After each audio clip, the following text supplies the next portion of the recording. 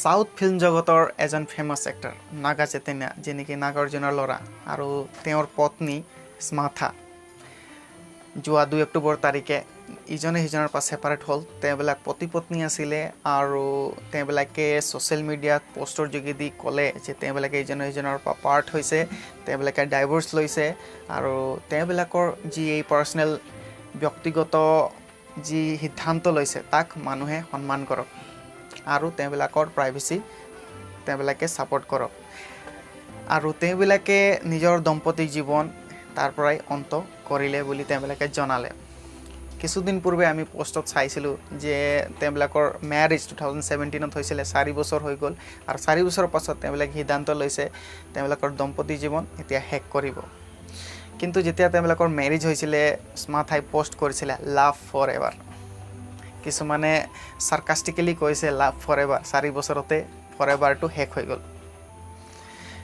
তাৰ কিছুদিন পূৰ্বে জুলাই মাহত আমি চাইছিলোঁ আমিৰ খান আৰু তেওঁৰ পত্নী কিৰণ ৰাও 15 বছৰৰ তেওঁলোকৰ পতি পত্নীৰ জীৱন শেষ কৰিলে। তেওঁবিলাকে ইজনে সিজনৰ পৰা ডাইভৰ্চ ল'লে আৰু ছ'চিয়েল মিডিয়াৰ যোগেদি তেওঁবিলাকে মানুহক জনাই দিলে তেওঁবিলাকে ডাইভৰ্চ লৈছে আৰু তেওঁবিলাকৰ নিজৰ ব্যক্তিগত সিদ্ধান্ত ল'বলৈ তেওঁবিলাকৰ অধিকাৰ আছে। আমি যদি ভাৰতৰ ষ্টেটিষ্টিক্স চাওঁ 4%, তাৰ মানে 100টা মেৰিজ যিবিলাক ৰেজিষ্টাৰ হৈছে তাৰ ভিতৰত এটা নহয় এটা মেৰিজ ডাইভৰ্চ হৈ আছে।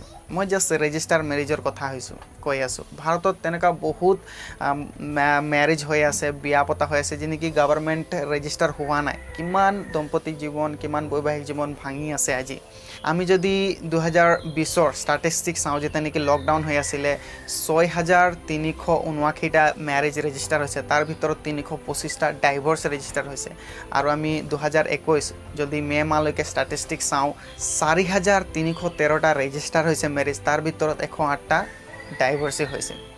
তো এই যি ডাইভৰ্চৰ সংখ্যা দিনে দিনে বাঢ়ি আছে। আমেৰিকাত 50% মেৰিজ হোৱাৰ পাছত তেওঁলোকে ডাইভৰ্চত এণ্ড আপ কৰে 1 বছৰ, 2 বছৰ, 3 বছৰ, কেইবাবছৰ পাছত। ছুইডেনত চবতকৈ বেছি ডাইভৰ্চ ৰেট আছে আৰু ইণ্ডিয়াত এতিয়া বাঢ়ি গৈ আছে। তো কেনেকৈ কি হৈছে যে পতি পত্নীৰ মাজত তেওঁবিলাকে কিবা বিবাদ হৈছে, কিবা তেওঁবিলাকৰ মাজত মিল খোৱা নাই, তেওঁবিলাকে কেলেই সিদ্ধান্ত লৈছে। প্ৰথম অৱস্থাটো তেওঁবিলাকে নিজৰ মন মিলিছিলে, নিজৰ কথা বতৰা কৰিছিলে, সকলো ভালেই আছিলে। কিন্তু হঠাৎ 3 বছৰ, 4 বছৰ, 15 বছৰ পিছতো তেওঁবিলাকে ইজনে সিজনৰ পৰা ডাইভৰ্চ লৈ আছে। কেলৈ তেনেকুৱা হ'বলৈ হৈছে? আজি আমি এই ভিডিঅ'ত কিছুমান সমস্যা আলোচনা কৰিম আৰু আশা কৰোঁ এই ভিডিঅ' যে অকল আমি বিয়া পতাবিলাকৰ কাৰণে নহয়, কিন্তু সকলোৱে যিবিলাকে বিয়া পাতিবৰ কাৰণে ইচ্ছুক আছে, বিয়া সিদ্ধান্ত লৈছে, তেওঁবিলাকে এই ভিডিঅ' অতি গুৰুত্বপূৰ্ণভাৱে চাওক, যাতে শিকিব পাৰিম, যাতে আমাৰ দম্পতি জীৱন, আমাৰ বৈবাহিক জীৱন আমি ভালদৰে বজাই ৰাখিব পাৰোঁ আৰু শিকিব পাৰোঁ কেনেকৈ আমি লং লাষ্টিং ৰিলেশ্যনশ্বিপ, লং লাষ্টিং পতি পত্নী হিচাপে থাকিব পাৰোঁ মৃত্যু পৰ্যন্ত। আজিকালি আগৰ দিনত আমি চাইছিলোঁ মৃত্যু পৰ্যন্ত তেওঁবিলাক একেলগে আছিলে, কিন্তু আজিৰ দিনত কেলৈ তেনেকুৱা বিয়াবোৰ ভাঙি গৈছে সেই সমস্যাবোৰৰ বিষয়ে আজি আমি অলপ সময় আলোচনা কৰিম। মই ব্ৰুন, আপোনালোক সকলোকে আমাৰ চেনেলত স্বাগতম কৰিছোঁ। আমাৰ চেনেলত যদি আপোনালোকে নতুনকৈ আছে আপোনালোকে ছাবস্ক্ৰাইব কৰিব পাৰে আৰু ফেচবুকত থাকিলে ফ'ল' কৰিব।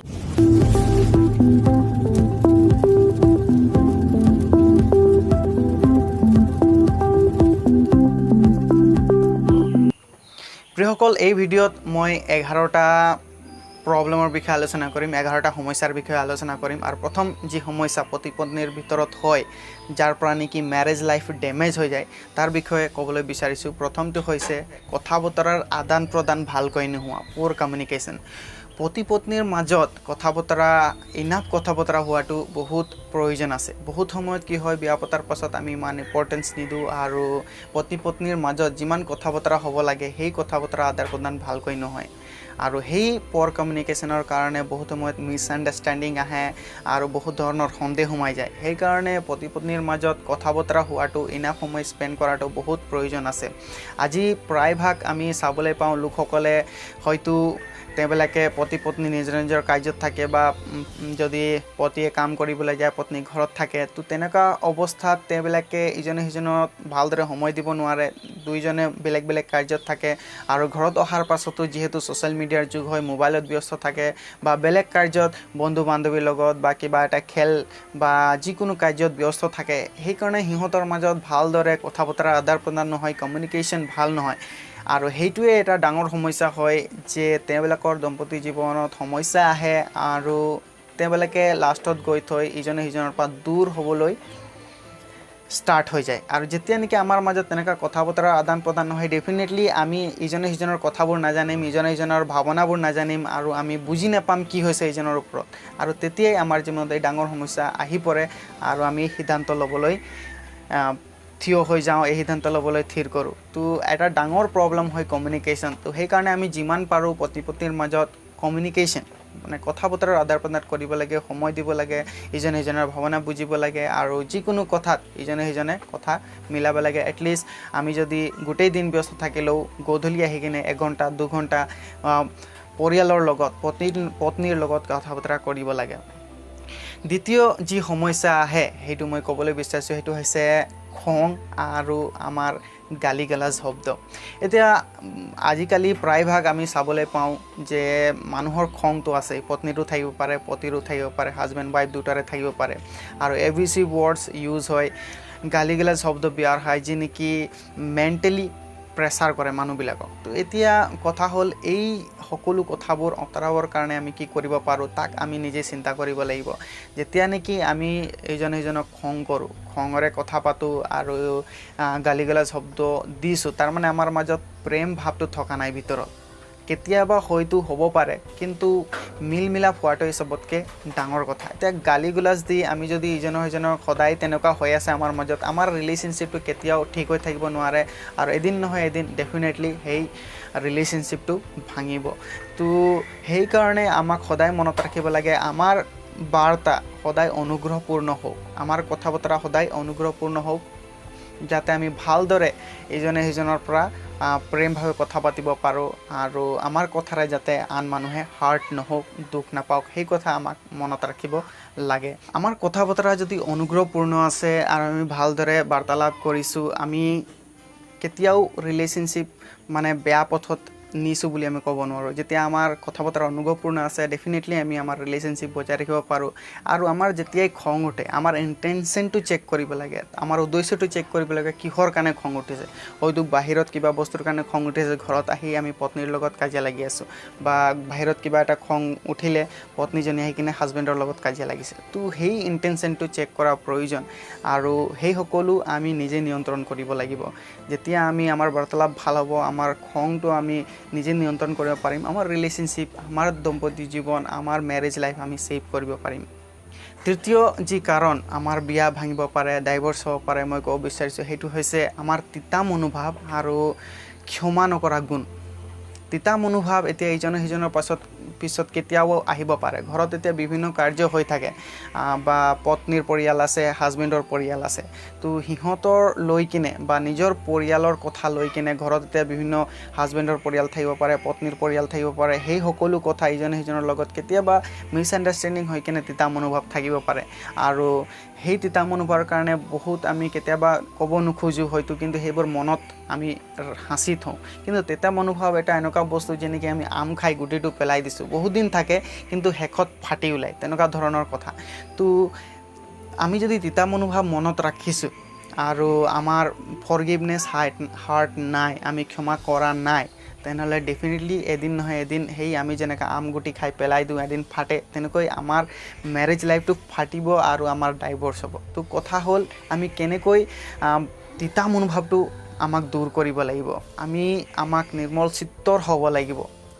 চিত্তৰ হ'ব লাগিব আমাৰ মন পবিত্ৰ কৰিব লাগিব আৰু তিতা মনোভাৱ ৰাখিব নালাগে যি আছে আমি ইজনে সিজনৰ লগত ডিছকাছ কৰি কিনে সেটেল কৰিব লাগে তাৰ পাছত আমি ক্ষমা কৰিবলৈ শিকিব লাগিব ক্ষমা চবতকৈ ডাঙৰ গুণ হয় যি নেকি আমাক ডাঙৰ কৰে আমাৰ যোনটো পাৰ্চনেলিটি আছে তাক ডাঙৰ কৰিব তো ক্ষমা কৰিবলৈ আমাক শিকিব লাগে আমাক যেতিয়া আমি ক্ষমা কৰোঁ আমাৰ নহয় কিন্তু আমাৰ পৰিয়াল আমাৰ সকলোৰে আমাৰ ষ্টেণ্ডাৰ্ডটো আমি বঢ়াওঁ তো সেইটো আমাক শিকিব লাগিব ক্ষমা কৰাটো চতুৰ্থ যি কাৰণ মই ক'ব বিচাৰিছোঁ সেইটো হৈছে অনৈতিক সম্বন্ধ ইমৰেল ছেক্সুৱেলিটি ৰিলেশ্যনশ্বিপ। তাৰ মানে বিয়া সম্বন্ধৰ বাহিৰে কিছুমান সম্বন্ধ যেতিয়া নেকি আমি টেম্পটেশ্যনত পৰি যাওঁ আৰু কিছুমান বেলেগ মহিলা বেলেগ ছোৱালীৰ প্ৰতি বিয়াৰ পাছতো যেতিয়া নেকি আকৰ্ষিত হৈ যাওঁ, সেইটো অকল আমি যে ফিজিকেলি আমি কিবা ৰিলেশ্যনশ্বিপত আছোঁ তেনেকুৱা নহয়, কিন্তু ভবা প্ৰতিয়ে আমাৰ পাপ। যেতিয়া নেকি সেই চিন্তাধাৰা আমাৰ মনত আছে, আমি ঘৰত আহি কেতিয়াও প্ৰেমেৰে নিজৰ পত্নীৰ লগত কথা পাতিব নোৱাৰোঁ, বা আমাৰ ক'ৰবাত নহয় ক'ৰবাত সেই ইণ্টেনশ্যনটো থাকিব, পত্নীৰ প্ৰতি প্ৰেমটো অলপ ওলাই যাব আৰু বেলেগ পিনে আকৰ্ষিত হ'ব। তো সেইকাৰণে আমাৰ ইণ্টেনশ্যনটো, আমাৰ থটছ চেক কৰিব লাগে, আমি বেলেগ ছোৱালীৰ প্ৰতি আকৰ্ষিত আছে নেকি, বা ছোৱালী হ'লে বেলেগ ল'ৰাৰ প্ৰতি আকৰ্ষিত আছে নেকি। তো তেনেকুৱা যদি ইণ্টেনশ্যন থটছ আছে বা আমি ফিজিকেলি যদি ইনভলভ হৈছোঁ, সেই সকলো এদিন নহয় এদিন আমাৰ ৰিলেশ্যনশ্বিপ ভাঙিব আৰু আমাৰ দম্পতীৰ জীৱন, বৈবাহিক জীৱন ডাইভৰ্চত যাব। তো কেয়াৰফুল হ'ব লাগে। আমি বিয়া পতাৰ পাছত ছেটিছফাই হ'ব লাগে যে আমাৰ পতি পত্নী, আমাৰ সকলো, আমাৰ ৰিলেশ্যনশ্বিপ এইটোৱে হয়, আমাৰ পৰিয়াল এইটোৱে। তাৰ বাহিৰে যেতিয়া আমি বাহিৰাৰ সম্বন্ধৰ কথা ভাবোঁ, আমি আডাল্ট্ৰি কৰোঁ, এটা বিচাৰ কৰা হয়, এইটো বহুত ডাঙৰ পাপ হয়। তো সেইকাৰণে আমাক চিন্তা কৰিব লাগে আমাৰ পৰিয়ালৰ বিষয়ে, আমাৰ পতি পত্নীৰ বিষয়ে, আৰু বেলেগ মহিলাৰ প্ৰতি, বেলেগ ছোৱালীৰ প্ৰতি বা বেলেগ ল'ৰাৰ প্ৰতি চিন্তা কৰাটোৱেই হৈছে পাপ এক প্ৰকাৰৰ। আৰু আমি যেতিয়া সেইবিলাক চিন্তা কৰিছোঁ, আমি নিজেই নিজৰ জীৱন ধ্বংস কৰি আছোঁ। সতৰ্ক হ'ব লাগে ইয়াৰ প্ৰতি। পঞ্চম যি কাৰণ মই ক'ব বিচাৰিছোঁ বিয়া ভাঙে, দম্পতীৰ জীৱন ভাঙে, সেইটো হৈছে এলকহল, মদ, ৰাগিয়াল বস্তু, ড্ৰাগছ, সেই সকলো। আপোনালোকে কেতিয়াবা চাইছেনে মদ খোৱা মানুহ, তেওঁলোকৰ জীৱনত শান্তি আছে, তেওঁলোকৰ পৰিয়ালত শান্তি আছে। মদ খোৱা মানুহ, ড্ৰাগছ খোৱা মানুহ, ক'ৰবাত নহয় ক'ৰবাত তেওঁলোকৰ পৰিয়ালত কাজিয়া হ'বই, আৰু সেই কাজিয়া হৈ শেষত হয়তো ডাইভৰ্চো হ'ব পাৰে। হয়তো বহুতৰ মদ খোৱা মানুহৰ জীৱন হয়তো ডাইভৰ্চ হোৱা নাই, কিন্তু তেওঁলোকৰ জীৱনত শান্তি নাথাকে, পতি পত্নীৰ মাজত ক'ৰবাত নহয় ক'ৰবাত কাজিয়া হ'বই। তো সেইকাৰণে যেতিয়া ৰাগিয়াল বস্তুৱে, মদে যেতিয়া ঘৰ ভাঙিছে, সেইটোৰ পৰা দূৰ থকাই ভাল। যেতিয়া নেকি কিবা এটা বস্তুৱে জীৱনত কিবা বিঘিনি জন্মাই আছে, পৰিয়ালত কিবা বিঘিনি জন্মাই আছে, সেই বস্তুটো এৰাই ভাল। তো এই বস্তুৰ প্ৰতি সতৰ্ক হ'ব লাগে। আমি ডাংকাৰনেছ, যোনটো আমি নিচাজাতীয় বস্তু খাই আমাৰ নিজৰ পৰিয়ালিক জীৱন নষ্ট কৰোঁৱেই, নিজৰ জীৱনো নষ্ট কৰোঁ, নিজৰ ওচৰ চুবুৰীয়াৰ জীৱনো নষ্ট কৰোঁ। তো সেই সকলো কৰাৰ আগতে আমি চিন্তা কৰিব লাগে আমি কি কৰি আছোঁ। এইটো যেতিয়া নেকি আমাৰ শৰীৰ নষ্ট কৰিছোঁ, তাৰ পৰাতো কিবা ভাল হ'ব নোৱাৰে। নিজৰ ল'ৰা ছোৱালী, নিজৰ পতি পত্নী, নিজৰ পৰিয়ালৰ বিষয়ে ভাবক আৰু সকলো কথাৰ পৰা দূৰেই থাকক। 6 নম্বৰ কাৰণ যি বিয়া ভাঙে সেইটো ক'ব বিচাৰিছোঁ, সেইটো হৈছে স্বাৰ্থপৰতা। এতিয়া হয়তো পতিও কেতিয়াবা স্বাৰ্থ হ'ব পাৰে বা পত্নীও কেতিয়াবা স্বাৰ্থ হ'ব পাৰে। তো স্বাৰ্থপৰতা এটা বহুত ডাঙৰ প্ৰব্লেম হয়। স্বাৰ্থপৰতা মানে কি, নিজৰ বিষয়ে ভাবা। হয়তো মই কাম কৰি আছোঁ ঘৰত, মোৰ বিষয়ে, মোৰ বেছি কাপোৰ কানি, বেছি খোৱা বোৱাৰ কথা চিন্তা কৰি আছোঁ, কিন্তু হয়তো কেতিয়াবা পত্নীয়ে অবজাৰ্ভ কৰিব পাৰে, মোৰ কাৰণে একো আনি দিয়া নাই, মোৰ কাৰণে একো কৰা নাই, সেই সকলো কথা। তো স্বাৰ্থপৰতা এটা বহুত ডাঙৰ প্ৰব্লেম হয়। হয়তো পত্নীয়ে যদি কিবা কৰি আছে, পত্নী নিজৰ বিষয়ে ভাবি আছে, নিজৰ কাপোৰ কানি, নিজৰ খোৱা বোৱাৰ কথা ভাবি আছে, হাজবেণ্ডৰ বিষয়ে ভবা নাই। তো সেই সকলোত কি হয়, এটা সংঘাত হয়, এটা বেয়া মনোভাৱ সৃষ্টি হয়, আৰু যিয়ে নেকি বিয়া ভাঙি দিয়ে। তো সতৰ্ক হ'ব লাগে, আমি চেলফিছ হৈছোঁ নে নাই এক্সামাইন কৰিব লাগে, আৰু বহি কিনে ডিছকাছ কৰিব লাগে কি প্লান কৰিব লাগে কি নাই। তাৰ প্ৰতি আমি সদায় সতৰ্ক হ'ব লাগে, কাৰণ চেলফিছনেছো, আমাৰ স্বাৰ্থপৰতাও আমাৰ ঘৰ ভাঙিব পাৰে। 7 নম্বৰ কাৰণটো মই ক'ব বিচাৰিছোঁ, সেইটো হৈছে প্ৰতিযোগিতা। নিজৰ পতি পত্নীৰ লগত সহযোগিতা কৰাৰ বিপৰীতে প্ৰতিযোগিতা। এতিয়া বহুত সময়ত কেতিয়াবা হয়তো হাজবেণ্ডে কাম কৰে, ৱাইফো কাম কৰে, বা ৱাইফে কাম নকৰে, হাজবেণ্ড কৰে, বা হাজবেণ্ডে নকৰে, ৱাইফে কৰে, তেনেকুৱাও হ'ব পাৰে পৰিয়ালত। আৰু যেতিয়া নেকি তেনেকুৱা হয়, ইজন সিজনৰ মাজত প্ৰতিযোগিতা হ'ব পাৰে, কোনে কিমান কমায়, বা মই ইমান কৰি আছোঁ, মোৰ ইমান টেলেণ্ট আছে, মই এইটো কৰি আছোঁ, সেইটো কৰি আছোঁ, পত্নীয়ে এইটো কৰা নাই, সেইটো কৰা নাই, বা পত্নীয়ে ইমান টেলেণ্ট আছে, ক'ৰবাত গৈছে, ক'ৰবাত ডাঙৰ ডাঙৰ কাম কৰিছে। তো ইজনে সিজনৰ মাজত কেতিয়াবা হয়তো কমেণ্ট পাছ হয়, তুমি এইটো কৰাব পৰা নাই, তুমি এইটো নাজানা, তুমি সেইটো নাজানা, আপুনি সেইটো নাজানে, আপুনি এইটো কৰা নাই, মই কৰি আছোঁ। তো তেনেকুৱা ধৰণৰ কম্পিটিশ্যন যেতিয়া হয়, তেনেকুৱা ধৰণৰ প্ৰতিযোগিতা যেতিয়া হয়, নিশ্চয় কাজিয়াৰ সৃষ্টি হ'ব, আৰু বিয়াত এদিন নহয় এদিন সেই বিয়া ভাঙিব পাৰে। তো প্ৰিয়সকল, কথা হ'ল আমি কেনেকৈ এই মনোভাৱটো দূৰ কৰিব পাৰোঁ। আমি লগতে ডিছকাছ কৰিব লাগিব, ইজনে সিজনক হেল্প কৰিবলৈ সহায় কৰিব লাগিব, ইজনে সিজনক ছাপোৰ্ট কৰিব লাগিব। সমস্যাৰ সময়ত যদি কিবা উইকনেছ আছে ইজনে সিজনৰ মাজত, এই সকলোত আমি ছাপোৰ্ট কৰিবলৈ শিকিব লাগিব। এই সকলো কথা যেতিয়া আমি ছাপোৰ্ট কৰোঁ, একেলগে আমি বাঢ়িবলৈ চেষ্টা কৰিব লাগিব। যেতিয়া নেকি এক হৈছোঁ বিয়া পতাৰ পাছত, ইজনে সিজনে একেলগে হাত ধৰি আগবাঢ়িব শিকিব লাগিব। যদি আমি তেনেকুৱা নকৰোঁ, প্ৰতিযোগিতা কৰোঁ আৰু আমি কমেণ্ট পাছ কৰোঁ, এইটো কৰিব পৰা নাই সেইটো কৰিব পৰা নাই, সেই দম্পতি জীৱন, সেই মেৰেজ লাইফ হয়তো এদিন নহয় এদিন ভাঙিবই। 8 নম্বৰ কাৰণ যি দম্পতি জীৱন ভাঙি দিয়ে, মেৰেজ ভাঙে, সেইটো হৈছে টকা পইচাৰ ভাল ব্যৱহাৰ নকৰাটো। এতিয়া এইটো টকা পইচাৰ ভাল ব্যৱহাৰটো হয়তো হাজবেণ্ড ফালৰ পৰাও হ'ব পাৰে বা ৱাইফ ফালৰ পৰা হ'ব পাৰে। হয়তো হাজবেণ্ডে কিছুমান মেনেজ কৰিব পৰা নাই বা ৱাইফে কিবা মেনেজ কৰিব পৰা নাই। তো এই টকা পইচাৰ ক্ষেত্ৰত চবতকৈ ডাঙৰ প্ৰব্লেম আছে মেনেজিংটো কৰিব পৰা নাই। যদি মেনেজিং হোৱা নাই ভালকৈ, পৰিয়ালত কিবা যদি দৰমহা পোৱাৰ লগে লগে হাজবেণ্ডে কিবা বেছিকৈ কিনিলে বা ৱাইফে দৰমহা পোৱাৰ লগে লগে কিবা বেছিকৈ কিনি ল'লে, মেনেজ কৰিব পৰা নাই। তো তেনেকুৱা ধৰণৰ কথাটো ঘৰত সংঘাত হ'ব পাৰে, কাজিয়া হ'ব পাৰে আৰু বহুত ডাঙৰ ডাঙৰ সমস্যাৰ সৃষ্টি হ'ব পাৰে আৰু যি নেকি ডাইভৰ্চলৈকে যাব পাৰে। তো এই সকলো মেনেজিঙৰ কথাটো প্লানিঙত পৰে। তো প্লানিং কৰিব শিকিব লাগিব। এতিয়া পৰিয়ালত প্ৰথমৰ পৰা গোটেই মাহৰ পৰিয়াল যদি মান্থলি চেলাৰী পাইছে বা উইকলি চেলাৰী পাইছে বা ডেইলি চেলাৰী পাইছে, মেনেজিঙৰ কথা আমি শিকিব লাগিব। ক'ত কেনেকৈ স্পেণ্ড কৰিব লাগে, প্লান কৰিব লাগে, পৰিকল্পনা কৰিব লাগিব, ক'ত কেনেকৈ স্পেণ্ড কৰিব লাগে, কিমান আমি খৰচা কৰিব পাৰোঁ, কিমান আমাৰ আৰ্নিং আছে, কিমান আমি কমাওঁ, সেই সকলো কথা মেনেজৰ ভিতৰত পৰে আৰু প্লানিঙৰ ভিতৰত পৰে।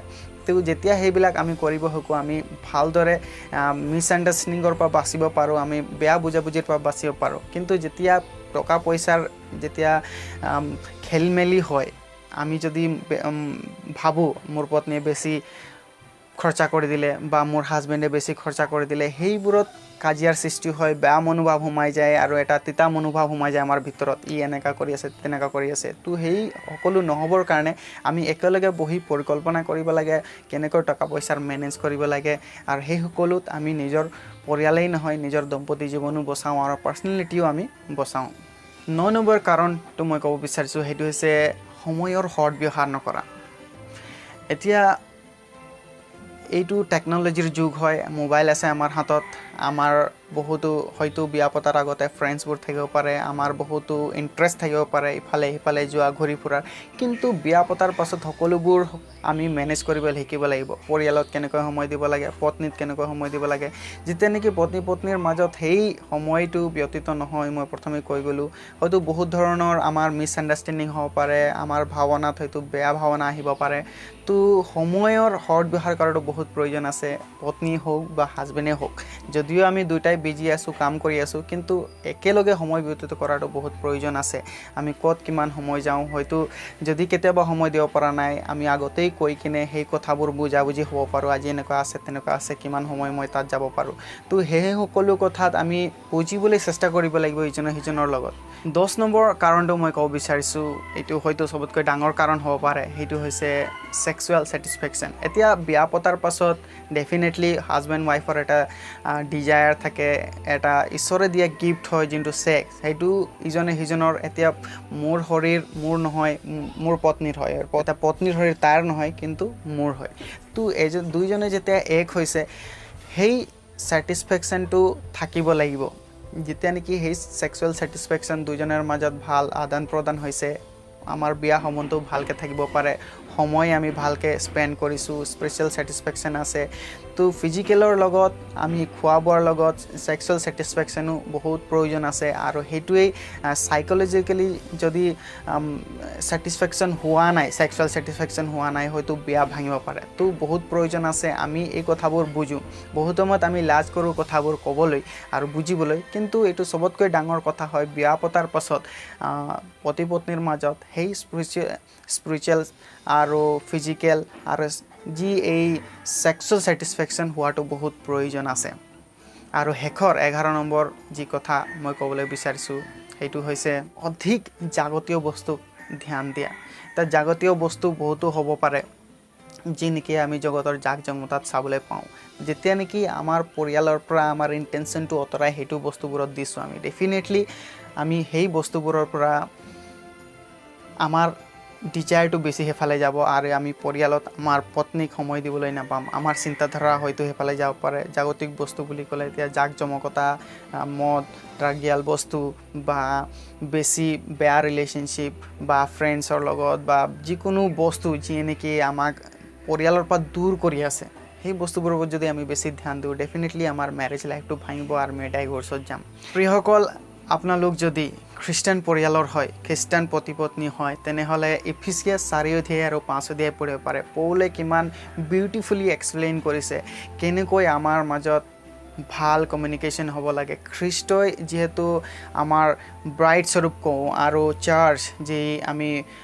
গ্ৰুম বুলি কওঁ তো ব্ৰাইড গ্ৰুম খ্ৰীষ্টই দৰা আৰু চাৰ্চ পত্নী বুলি কওঁ এটা চিম্বলাইজিং তো কেনেকৈ সেই কথা লৈ কিনে আমি পতি পত্নীৰ মাজত কেনেকৈ সম্বন্ধ পবিত্ৰ হ'ব লাগে কেনেকৈ কথা বতৰা আমি খ্ৰীষ্টক আগত ৰাখি কিনে আমাৰ কথা বতৰা অনুগ্ৰহযুক্ত হৈছে নে নাই আমাৰ ৰিলেশ্যনশ্বিপ আমি ভাল আছেনে আমি নিজকে নিজৰ শৰীৰক পবিত্ৰ কৰি ৰাখিব পাৰিছোনে নাই আমি কেনেকৈ নিজৰ পত্নীক সময় দিব পাৰিছে নাই আমাৰ ভিতৰত খং ৰাগ আছে নেকি সেই সকলো কথা আমি দুটা অধ্যায়ত পঢ়িবলৈ পাওঁ আমি যদি খ্ৰীষ্টান দম্পতি হয় আমি খ্ৰীষ্টান পতি পত্নী হয় আমি এই বাক্যবোৰ পঢ়িব পাৰোঁ আৰু সেই বস্তুবোৰৰ পৰা আমি দূৰ থাকিব পাৰোঁ যদি আমি তেনেকুৱা কৰিছোঁ আমাৰ মেৰেজ লাইফটো ছাপোৰ্ট কৰিব পাৰোঁ আৰু মেৰেজ লাইফটো আমি ছেভ কৰিব পাৰোঁ আৰু এনেকুৱা আনৰেজিষ্টাৰ মেৰিড বহুত আজিকালি ভাঙি আছে তো আমি সতৰ্ক হ'ব লাগে যাতে আমাৰ জীৱনটো ভাঙি নাযাওঁ আমাৰ পৰিয়াল ভাঙি নাযাওঁ আৰু এই সকলো যি পইণ্টছবোৰ ক'লোঁ বহুত মানে মেজৰ পইণ্টছ হয় যাৰ দ্বাৰা নেকি আজি মেৰেজ লাইফ ভাঙি আছে